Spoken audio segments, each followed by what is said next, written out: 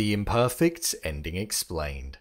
Netflix's latest sci-fi drama has recently been released, and it's centered around three young adults who, after being taken off their medication deliberately after being experimented on when they were younger, they discovered that there were side effects. And well, these side effects gave them superhuman abilities. With the show taking a turn and the hunt for a cure at the center of the show's plot, the ending was something that showed that all wasn't necessarily as it seemed. So I thought I'd recap, break down, and explain the show. So let's get into it. Here is The Imperfects ending explained. Just to let you know, this video will contain spoilers. This show followed three individuals who had developed three different abilities after being experimented on by Dr. Alex Sarkov when they were younger. Juan had the ability to turn into a chupacabra. Tilda had enhanced hearing with a voice that could reach pitches that could shatter objects and also kill people, as well as being immortal. And we also had Abbi, who had the ability to express the emotion that she was conveying upon people due to her pheromones. However, the majority of the time it was lust. We saw that the three of them were being withheld the pills that they usually took, which was now causing them to have these abilities that were alien to them. However, as the episodes went on, we found out that it was all deliberate and part of a wider plan.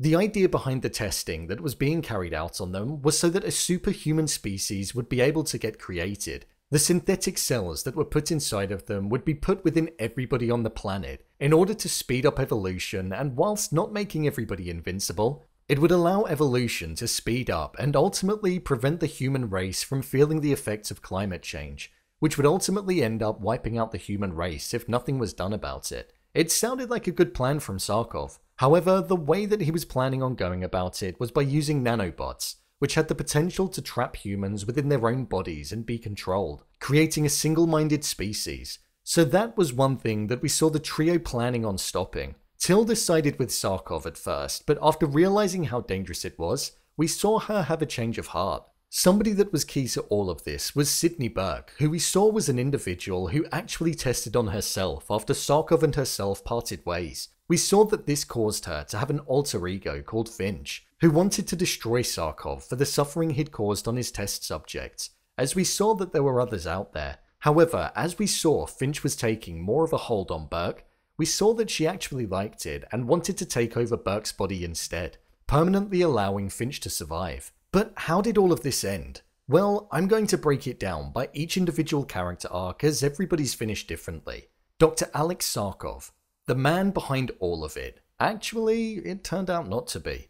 We saw him get caught at the end of the final episode and taken by Flux, who are the government science assassins who hunt the monsters of the world down and punish the scientists who create them. However, it was here where we found out that Sarkov wasn't actually his own entity. He was an individual that was created by Dr. Hallenbeck, created to look like a younger version of himself, but as the form of a super intellect who was going to solve the problem of the human race being wiped out by their own wrongdoing.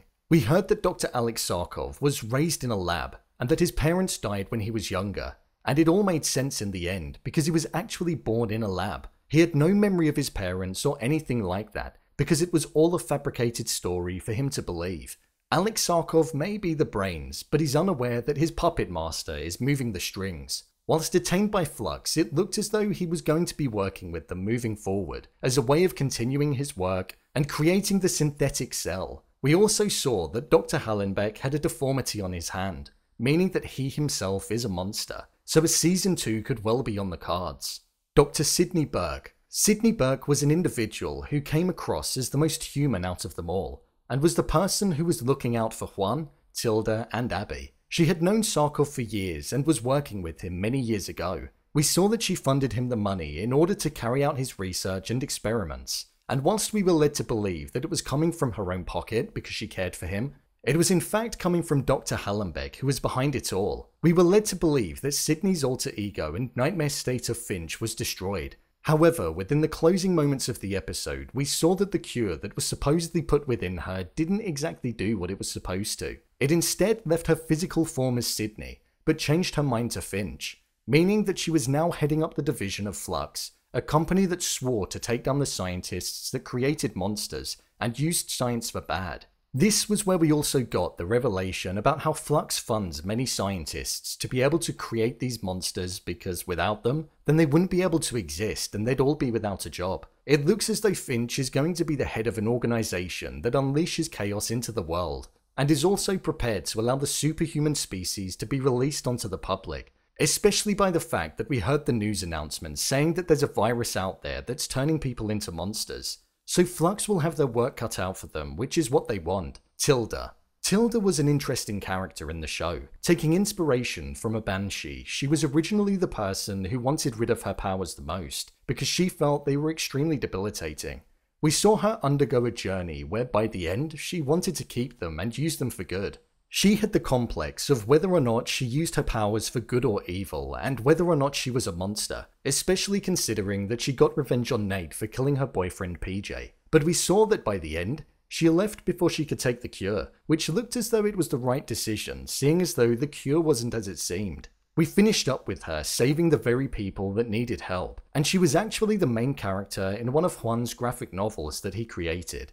We saw her form a connection with Juan throughout the entirety of the show, and despite it looking like it was going to be a romantic one, I don't think it actually ended like that. She needed somebody that was there for her, as we heard that she didn't really have anybody, and just like Juan, who didn't have anybody living in Seattle, they found comfort in each other.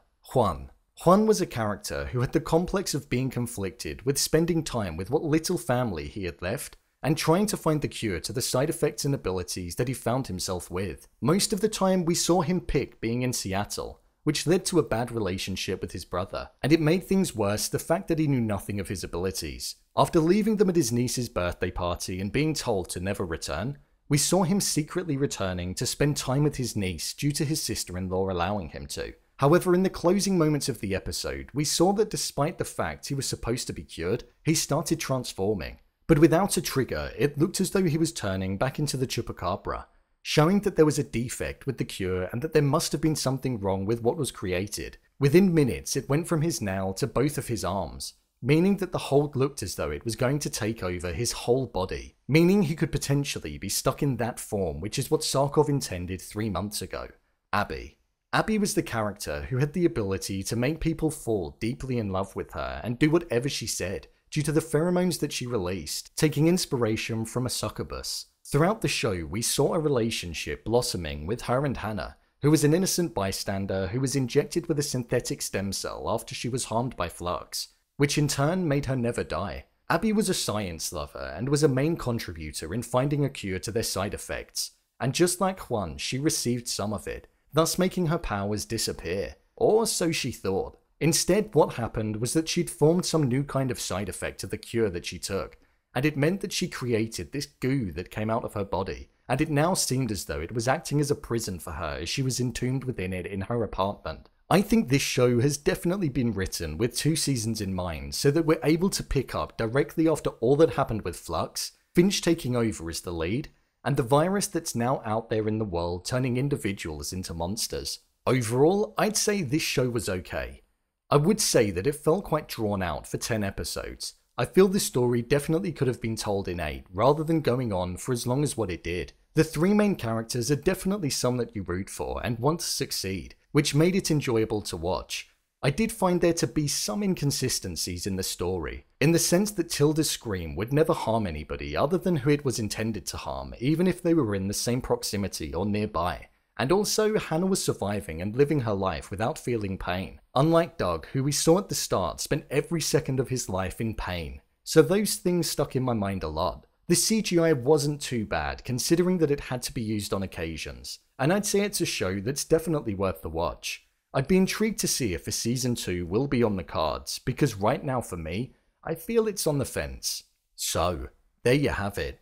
The Imperfects ending explained. If you want to see more videos such as endings explained, theories and predictions, and character breakdowns, then click on the I button, or alternatively you can head over to my channel where you'll find them all. If you want to give me a show or movie that you'd like me to review next, then head over to my Twitter, @brainpilot_, and tweet me what show or movie you'd like me to review. And finally, if you'd like to see what I rate the latest movies that don't quite make the cut to getting a dedicated video, then head over to my Letterboxd profile. It's where I rate the latest releases in real time. What did you think of The Imperfects?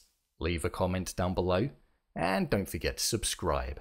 I'll see you next time.